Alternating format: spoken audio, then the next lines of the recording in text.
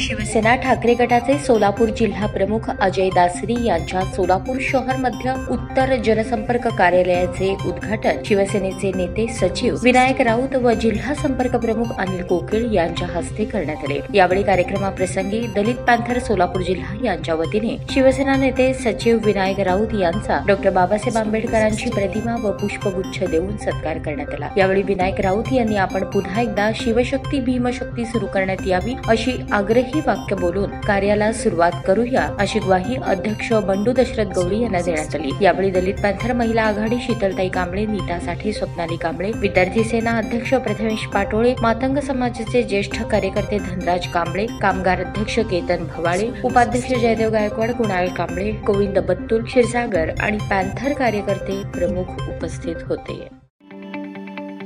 ताज्या बातम्या पाहण्यासाठी प्राईम महाराष्ट्र न्यूज चॅनलला सबस्क्राईब करा।